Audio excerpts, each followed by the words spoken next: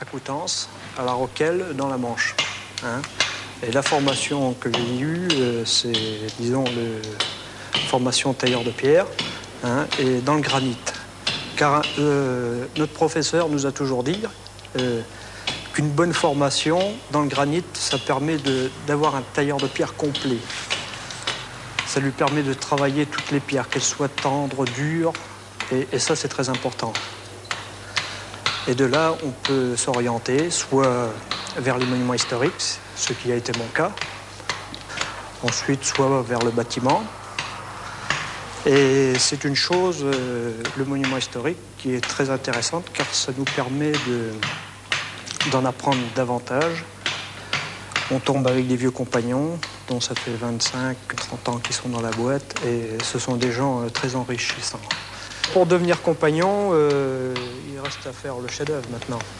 Alors, je sais déjà ce que je vais faire, c'est déjà important. J'ai déjà fait la pièce d'aspirant. Mais je rentre au compagnon pour me perfectionner et en savoir davantage sur mon métier.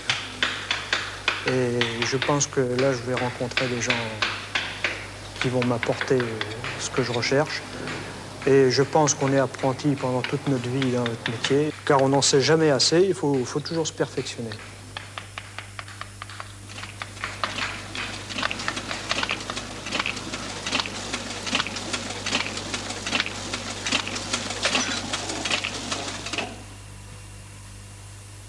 Près de Lourmarin, en Provence. Un centenier.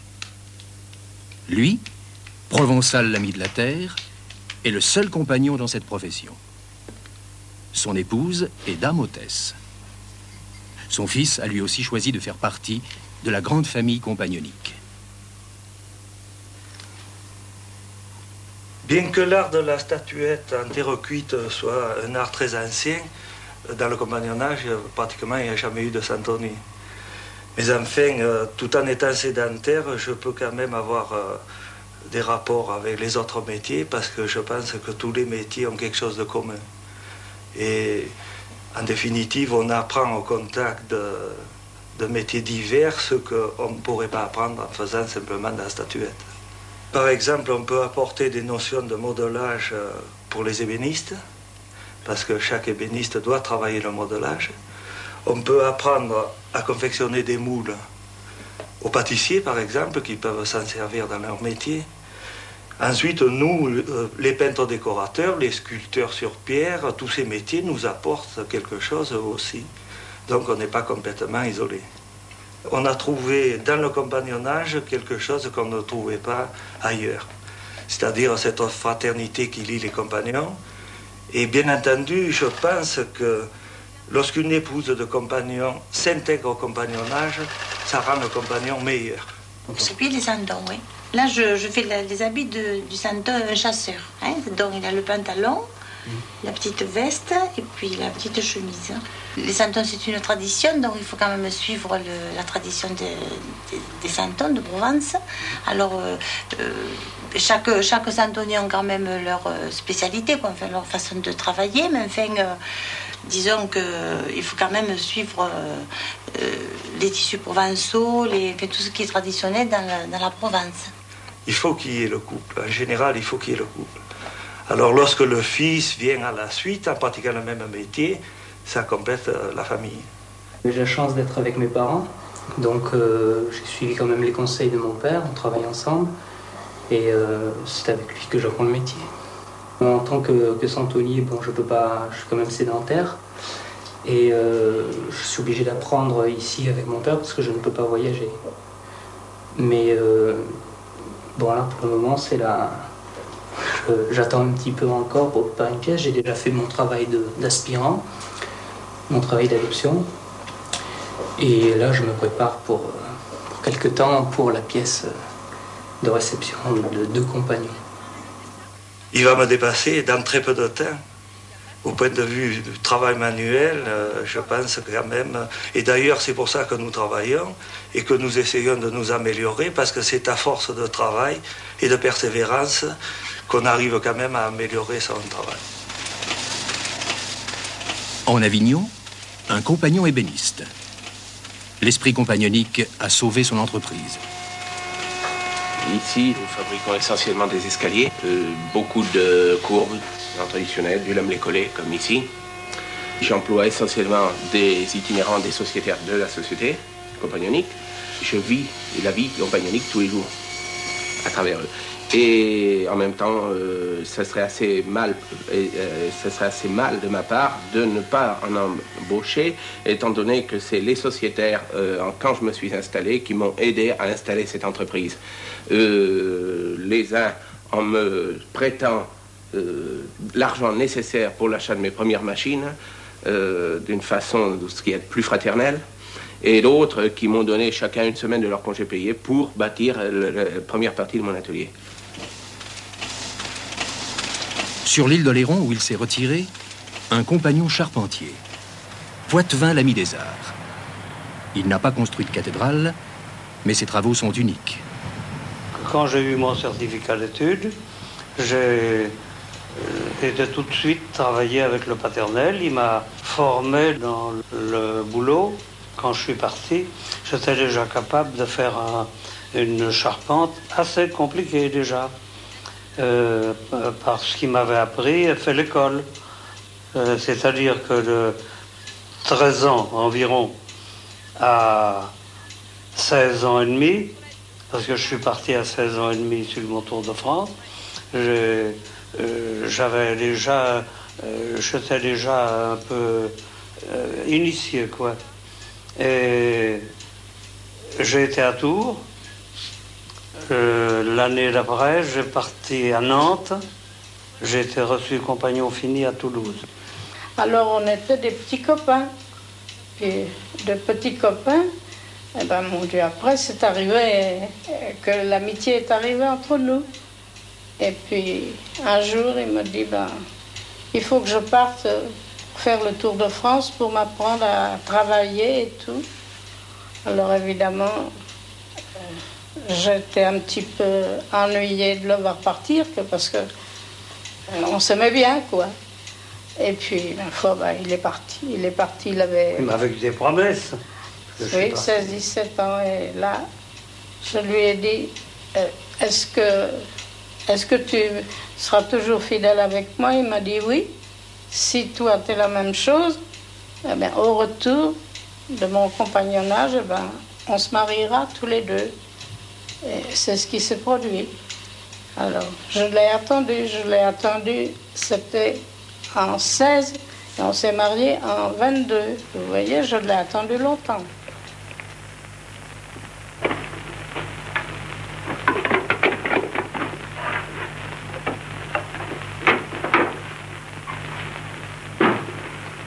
Qu'est-ce que tu fais? Je viens chercher les outils, on quitte le village. Alors, je ne te reverrai plus?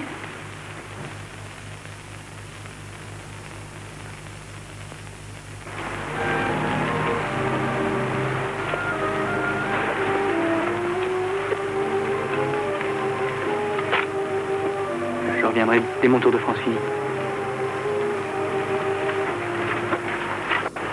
Oh non. Quoi? Rien. Je t'écrirai.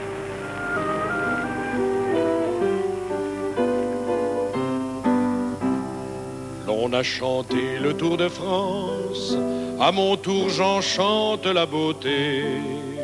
En ma parole daignez avoir confiance, mais au refrain veuillez m'accompagner. Adieu Paris, je me mets sur le tour pour visiter notre belle France, et du travail les secrets tour à tour, que l'on y trouve toujours en abondance, et qu'au charmant répétons tous ensemble ce cœur joyeux sur notre Tour de France. Toujours unis, toujours nous chanterons honneur et gloire à tous les compagnons. Toujours unis, toujours nous chanterons honneur et gloire à tous les compagnons. À Nantes, les amis et la mère des compagnons, tous ces enfants, où l'on y est reçu en frères, parmi les compagnons passants. je rencontrai une charmante Nantaise qui répondit à mon choix. Nous promenions tout à notre aise, de la fosse à la ville en bois. Écho charmant, répétons tous ensemble ce cœur joyeux sur notre tour de France. Toujours unis, toujours nous chanterons honneur et gloire à tous les compagnons. Toujours unis, toujours nous chanterons honneur et gloire à tous les compagnons. Je repars pour Tarascon et passe ensuite par Avignon, tout en remontant le Rhône à la recherche de la Saône. Mais Lyon m'apparaît tout d'abord, tout en haut la dame de Fourvière me montre son parc, la Tête d'Or, Bellecour, la Croix-Rousse, la Guillotière. Écho charmant, répétons tous ensemble ce cœur joyeux sur notre tour de France.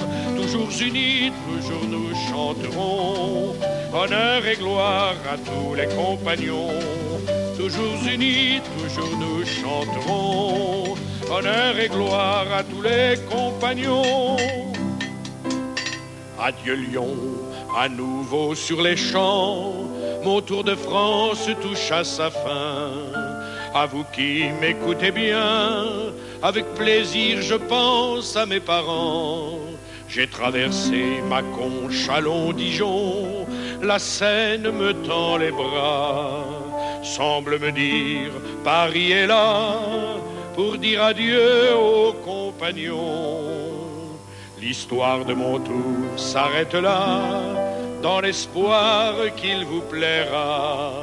À la gloire des compagnons, tel est le vœu d'Agenais, belle union. Écho charmant, répétons tous ensemble ce cœur joyeux sur notre tour de France.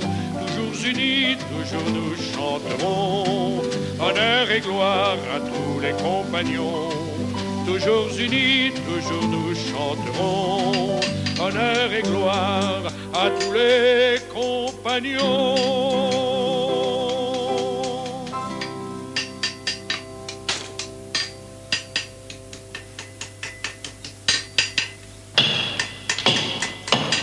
Que l'amitié, sœur de la bienfaisance, en voyageant soit notre gouvernail. À tout jamais sur le beau tour de France, aimons-nous tous, apôtres du travail. Ils vont de ville en ville, de Cayenne en Cayenne, de compagnon en compagnon, et ainsi d'étape en étape, les itinérants progressent dans la connaissance de leur futur travail. Mais pour tous, le tour, c'est avant tout l'apprentissage de la fraternité. Évidemment, les temps ont changé par rapport au début du siècle ou à la fin du 19e, par l'industrialisation. Même que nos itinérants soient placés en majeure partie dans des ateliers d'artisans, le travail n'a quand même plus la différence technique qu'il y avait à une certaine époque, suivant les régions. Mais par contre, moi j'estime qu'il est nécessaire et qu'il est bénéfique, surtout à travers la connaissance des hommes. C'est surtout la partie fraternité, relations humaines qui est important avec d'autres compagnons de différents métiers. Et c'est justement avec eux qu'on peut un petit peu élargir ses connaissances en dehors de ce métier. Parce qu'évidemment, il n'y a pas d'autres compagnons à part mon père, de Santonnier. Donc ça élargit un petit peu les connaissances dans d'autres métiers. Mais c'est surtout les relations humaines qui sont importantes. Et c'est la fraternité qu'on retrouve rarement dans la vie courante. C'est quelque chose dans le compagnonnage, c'est quelque chose qu'on rencontre et que j'avais jamais vu avant, je n'avais jamais rencontré avant. Je considère qu'aujourd'hui, le compagnonnage a encore sa place dans la société actuelle et même qu'il a un avenir. Nos anciens, au siècle dernier, étaient les seuls à faire de la formation professionnelle. Mais après la guerre de 14, il y a eu l'implantation sur tout le territoire d'écoles professionnelles, de centres d'apprentissage. Et à ce moment-là, les compagnons avaient un petit peu à tort baissé les bras en pensant que ils n'auraient plus besoin eux-mêmes de faire de l'enseignement professionnel et qu'on pouvait très bien laisser ça à des gens qui étaient des professeurs de métier. Mais plus près de nous, on s'est rendu compte qu'on avait encore besoin des compagnons. Parce que cette formation acquise dans les écoles professionnelles n'est pas suffisante, si on peut dire. Il y a une marche d'escalier entre l'école et la vie professionnelle active. Et il y a même un handicap pour ces jeunes. Ils mettent 1 an, ils mettent 2 ans pour le surmonter parfois. Et si les compagnons sont là, s'ils suivent le compagnonnage, s'ils vont au cours de formation professionnelle chez les compagnons, ça peut leur donner des avantages sérieux. Je suis aspirant couvreur et j'ai fait quelques villes du Tour de France. Et en ce moment, je travaille à Brive, j'embauche chez un patron, je travaille toute la journée.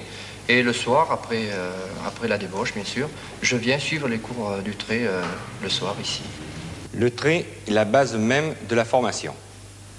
Par le trait, on crée, on développe sur le plan, sur l'épure, et on le développe après au chantier.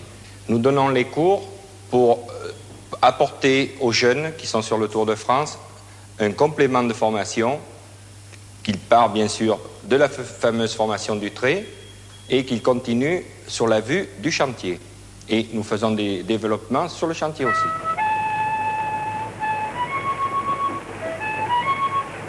Alors les quatrés, ça claque? Le trait. Ah. Moi, ça n'a jamais pu rentrer là-dedans. Tu vois pour la fin. C'est avec ça que les vieux charpentiers ont bâti les cathédrales. Mais elles sont en pierre, les cathédrales. Ah oui, oui, mais avant de hisser les pierres dans l'espace, il a bien fallu construire des cintres en bois pour les soutenir.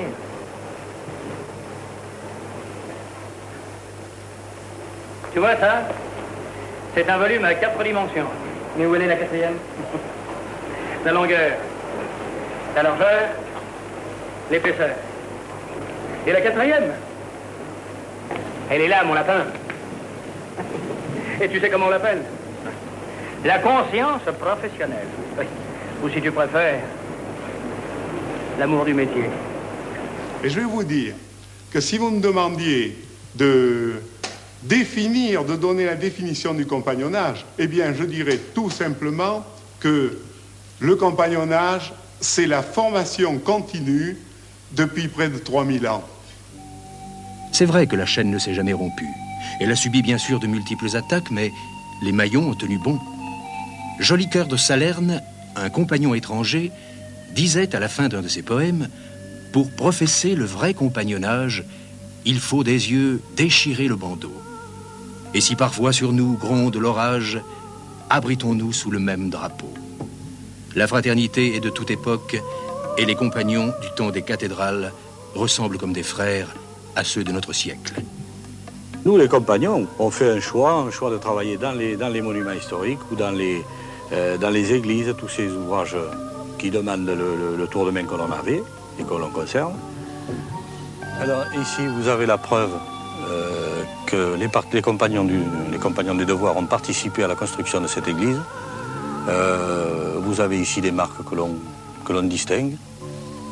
Vous en avez une autre ici, puis vous devez en avoir un peu partout. Les jeunes que l'on a, qui sont sur le chantier, là, sont toujours, marquent toujours leur pierre ouvragée, mettent toujours leur propre marque et la gardent tout le temps, toute la durée de leur vie, pour qu'on reconnaisse sur le tour. Si un tel a travaillé là, par exemple, vous avez Bordelais la fidélité, vous avez Bordelais l'égalité, vous avez Angoumois. On sait pertinemment bien qu'ils sont passés sur le chantier.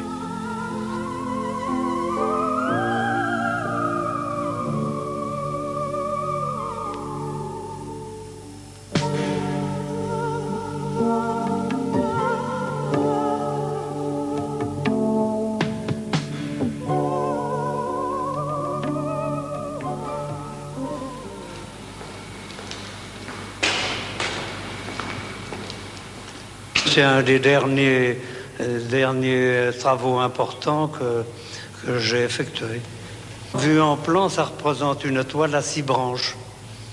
Alors avec des bouts de bois qui sont d'une assez longue portée. Comme force, c'est pas tellement courant dans le commerce. C'est des bois qui viennent d'Amérique. J'ai trouvé des bons ouvriers qui m'ont donné la main. Mais enfin, là, je peux dire que j'ai tout tracé tout seul. Là, si il y a quelque chose qui avait été loupé, c'était de ma faute. Parce que j'en avais pris la responsabilité. D'autres compagnons viennent voir le travail et ils savent que si c'est un tel ou un tel ou un tel qui l'a fait. L'architecte ne m'avait pas toléré d'y mettre ma griffe, en un mot, qui est Chedozo, Poitevin, l'ami des arts. Breton, l'ami des sciences. La gloire du devoir. Onidien, va sans crainte. Laura, l'ami de la paix. Saint-Onge, l'espérance. Rété, le persévérant.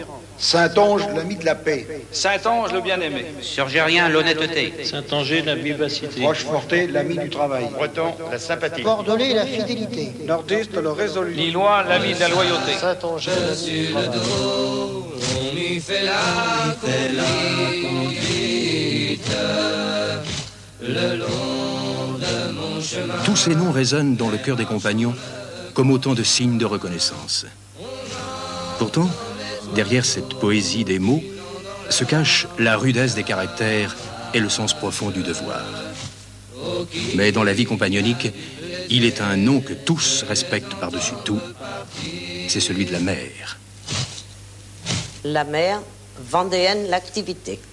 Le rôle de la mère est de recevoir les compagnons, de les héberger, de s'occuper d'eux, de les diriger, surtout quand ce sont des jeunes itinérants, des aspirants, et s'occuper de les placer, de leur trouver du travail, évidemment de surveiller parce qu'ils en ont quelquefois besoin, mais enfin c'est le rôle de la mère aussi.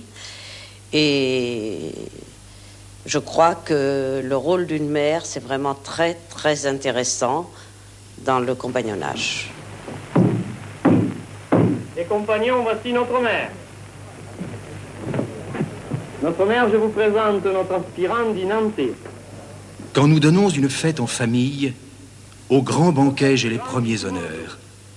Et puis au bal, au signal du quadrille, j'ouvre la danse aux nombreux visiteurs.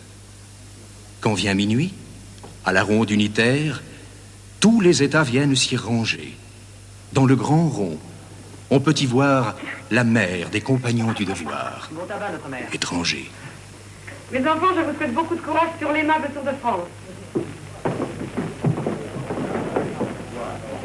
Bonjour les compagnons. Les pays, prenez place pour la chaîne d'alliance. Dans la brillante où Jacques fut grand maître, Henri l'advint qu'un honnête aspirant. Se demander quand pourrais-je connaître du beau devoir le secret si charmant. Douce Minerve, assoyez mon mécène pour obtenir ces insignes faveurs. Car je voudrais pouvoir tisser la chaîne qui doit servir à lier tous les cœurs.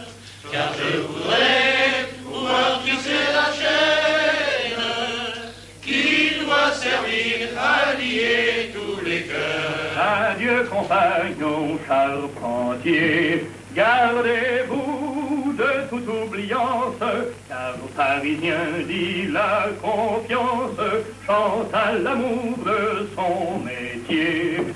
Car Parisien dit la confiance, chante à l'amour de son métier. Compagnons, compagnons, on va tous autour du monde. Compagnons, compagnons, attends ma vie, la terre est ronde. Compagnons, compagnons, allez briser la main de monde. Compagnons, compagnons. C'est un compagnon qui vient de chanter, j'espère que vous l'applaudirez.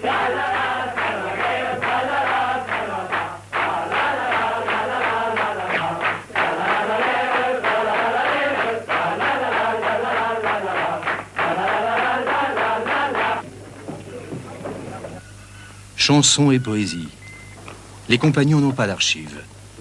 Leur histoire est écrite dans ces chœurs qui s'élèvent lors des banquets, ou dans les complaintes chantées en solo du haut d'un toit, et reprises par l'apprenti ou l'aspirant.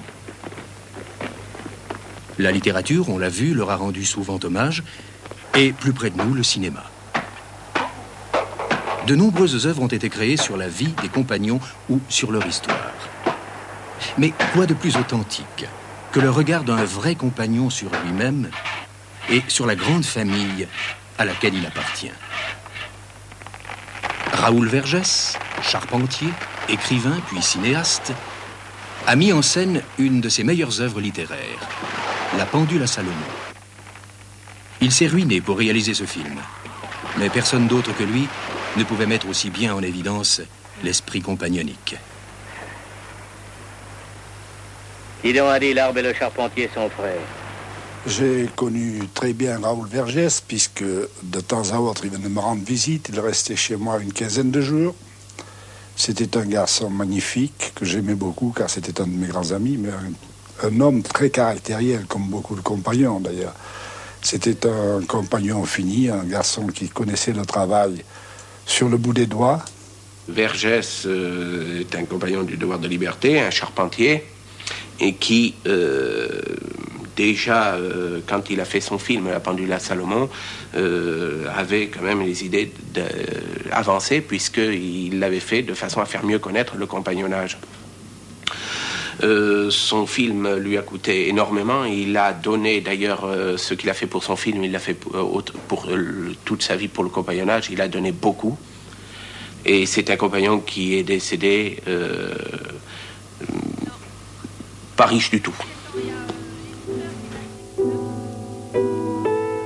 L'histoire est celle d'un compagnon charpentier, Bigourdan Noblecoeur. De retour de captivité, il constate que toute sa belle réserve de bois a disparu de son atelier.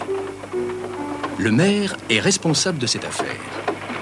C'est aussi lui qui l'a dénoncé aux autorités allemandes, alors que le compagnonnage était jugé hors la loi. Bigourdan Noblecoeur veut bien pardonner la trahison de son maire, mais il décide toutefois de récupérer son bois en allant, avec l'aide de son fils et d'un ami compagnon, abattre les arbres dans la forêt communale. Je vous retire au nom de la commune. La moyenne, je vous somme de vous arrêter. Et me dites-vous maintenant? Allons, Gilles, j'étais mal levé ce matin. Je vous fais constater qu'on a volé du bois dans la forêt communale. Grivellerie, gendarme. Alors marche, meunier, ou alors laisse-moi conduire les mules. Rousse, attention. Attention, ça coûte cher de braver la loi. Quand la justice est dans les lois, le despotisme est dans les mœurs. Mon enfant, que penseraient tes amis, les compagnons des devoirs, s'ils apprenaient ce que tu fais là? Croyez-vous qu'ils m'ont appris à attendre l'autre joue? Laisse ce bois, Jean-Baptiste. Ça vaudra mieux pour tout le monde. Laisse le bois, Jean-Baptiste, laisse-le. Raisonnable, tu as tort. De père en fils, tous étaient brûlés, les rousses. Et n'insiste pas. Cherche pas la bagarre. Il n'a pas tous les torts. Alors, on ne fait pas justice soi-même. Il y en a d'autres qui ont souffert. Bravo, ta tes mains.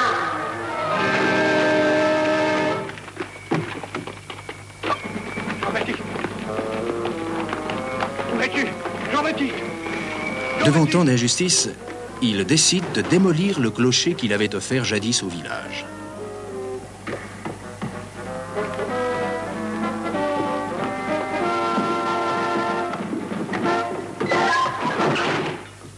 Il devra quitter sa maison et sera jugé par les siens, les compagnons.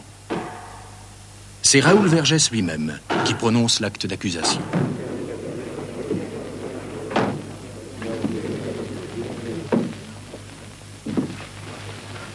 Chers compagnons, j'ai reçu une lettre des Hautes-Pyrénées qui me paraît mettre en cause la réputation du compagnonnage. Rouleur, fais ton devoir.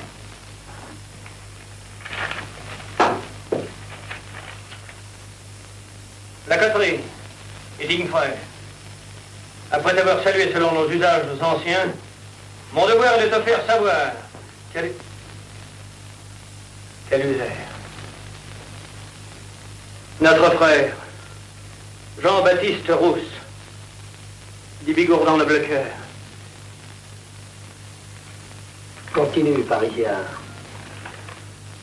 Étant en lutte contre les pouvoirs publics,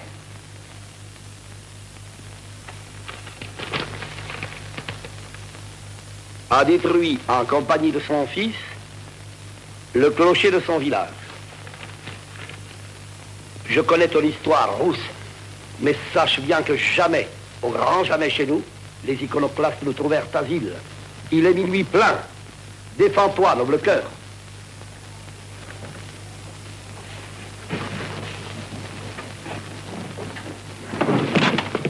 Arrête cette infamie.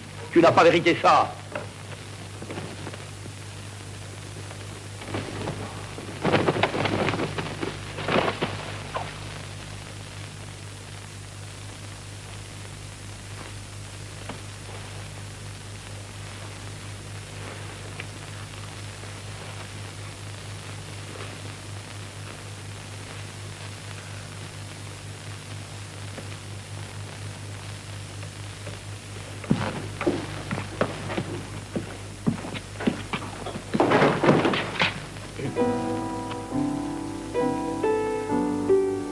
Le voilà renégat parmi les siens. Il part après avoir rompu avec le compagnonnage. Il doit maintenant reconquérir l'estime de tous. Sa valeur professionnelle n'étant pas mise en cause, il est proposé par ses amis pour diriger la construction d'une œuvre difficile et périlleuse.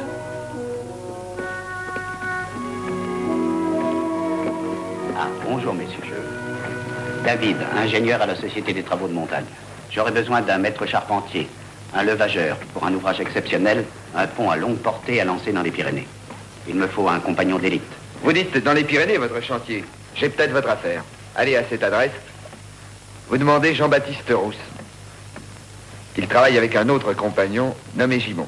Et vous pensez qu'il sera capable de lancer mon cintre? Noble cœur. S'il en est un seul à travers nos Cayennes qui puisse vous satisfaire, c'est bien lui. Bigourdan noble cœur. C'est moi qui l'ai fait fabriquer, qu'on a moulé le pont aussi, avec des copains. Chez Marguet, chez le président des compagnons du devoir. C'est chez lui qu'on l'a fait le pont. C'est un copain, un compagnon qui a été le monter dans les Pyrénées, dans l'Ariège, enfin toujours dans le Midi. C'est Raoul Vergès qui me l'a fait faire. Il n'y a pas eu de problème, mais il y avait des problèmes que dans le film. Ah, mais autrement, il n'y en avait pas pour monter le travail. Vous avez fait de la statique, Rousse? Vous parlez comme un ingénieur? Non, je parle comme un compagnon. Les difficultés commencent lorsque les deux cintres du pont sont en place. Le matériel d'attache est vétuste et la tempête menace. Il faut lancer l'ouvrage. Les ouvriers ont déserté le chantier. Les compagnons se retrouvent à 5 pour cette dangereuse besogne. Il en faudrait 15. On a assez joué comme ça. Faut le jeter, ce cintre. Allez, tous en arrière! Anne! Le bourguignon, de l'autre côté! Anne! Tu es prêt? Allons-y, cran par cran.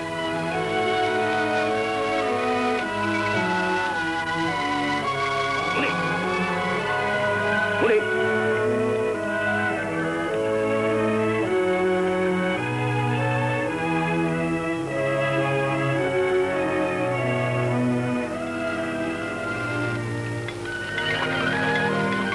Non, pas de secousse, mais d'aller au banc, t'as entendu un mort. Elle va vérifier les amarrages.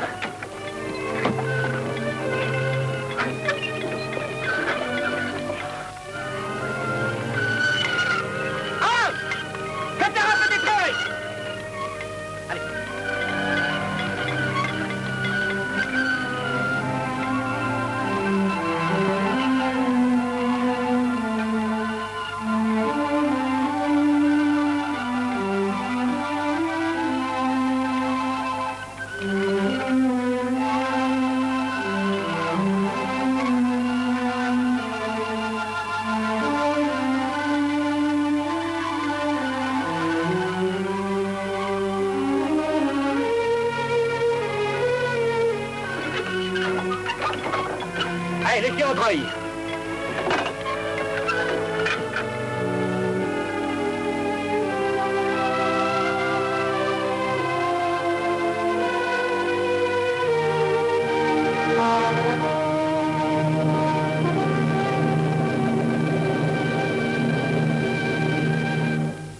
Continue, Parisien. Continue. À tir au but.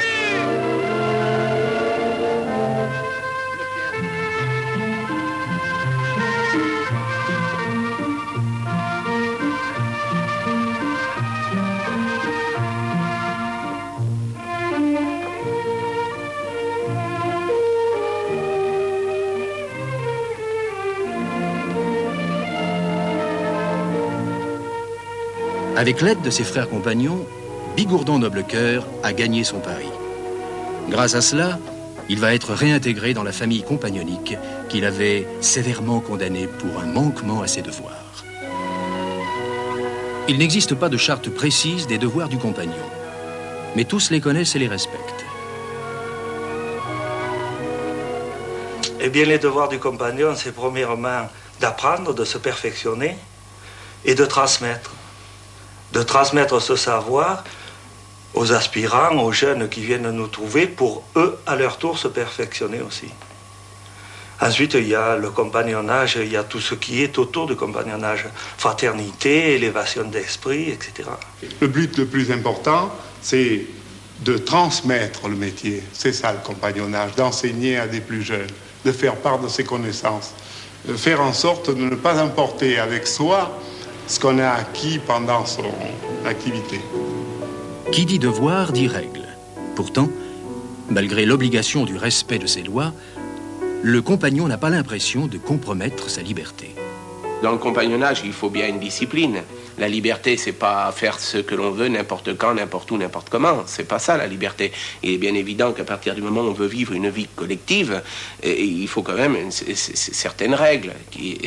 Bon, les règles qui gèrent le compagnonnage, dont j'ai fait allusion précédemment, ces règles-là sont des règles simples, des règles qui ont pour base d'élever l'individu dans son état d'homme le mieux possible, le plus haut possible, hein, de façon à l'élever moralement. Hein. Il est bien évident que c'est à travers tout ça, à travers le métier. Mais moi, de toute façon, personnellement, je n'ai absolument pas senti qu'on me prenait quoi que ce soit de ma liberté tout le temps que j'ai fait mon tour de France, et même après. Et je ne pense pas que ce soit la même chose aux yeux et des itinérants que nous avons actuellement. Sans être duc, baron, marquis ou comte, nous compagnons, nous avons un blason. Depuis longtemps, nous le portons sans honte, car il est pur de toute trahison. Nous n'avons pas large bande de sable, ni pesant d'or sur noble champ d'azur. Mais ce blason est pourtant respectable, car ses couleurs brillent d'un éclat pur. Mais ce blason est pourtant respectable, car ses couleurs brillent d'un éclat pur. Quand Salomon, maître Jacques et Soubise, au temps jadis bâtirent au Seigneur, en Palestine une éternelle église, où tout brillait de gloire et de splendeur. Ces grands travaux acquirent à nos maîtres dans l'univers un immortel renom. Le sanctuaire en ce temps la vie naître, l'ordre sacré des nobles compagnons. Le sanctuaire en ce temps la vie naître, l'ordre sacré des nobles compagnons. Ordre éclipsé de la chevalerie, vous qui portiez et la lance et la croix, de vos exploits la terre était remplie, les plus grands noms s'inclinaient sous vos lois. La faux du temps a fauché la cruelle, ces preux guerriers, ces nobles champions. Malte et Templiers sont tombés sous son aile, tous excepté l'ordre des compagnons. Malte et Templiers sont tombés sous son aile, tous excepté l'ordre des compagnons. Mais le devoir ne craint pas son atteinte, car nous aimons ces grandes vérités. Fraternité, valeur, amour et crainte, à nos secrets, à nos serments jurés. L'union seule engendre la concorde, rougissons des erreurs du passé. Notre alliance a banni la discorde, nous sommes tous liés par l'amitié. Notre alliance a banni la discorde, nous sommes tous liés par l'amitié. Je considère que le compagnonnage a un avenir. Et en définitive, les compagnons travaillent pour le bien de tous, pour le bien des métiers professionnels.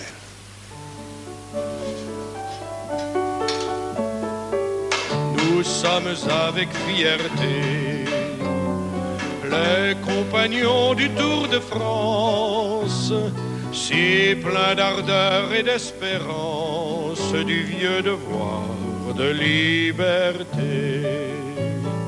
Le blanc, symbole de candeur, veut la pureté de notre âme, et de nous sans cesse réclame plus de vertu, plus de valeur.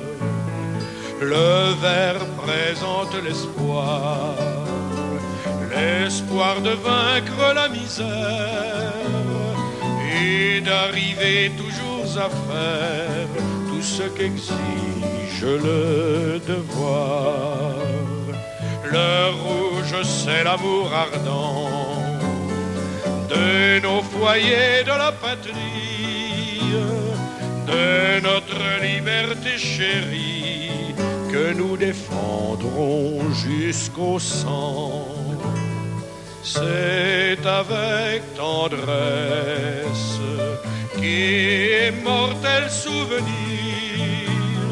tiendra sa promesse sans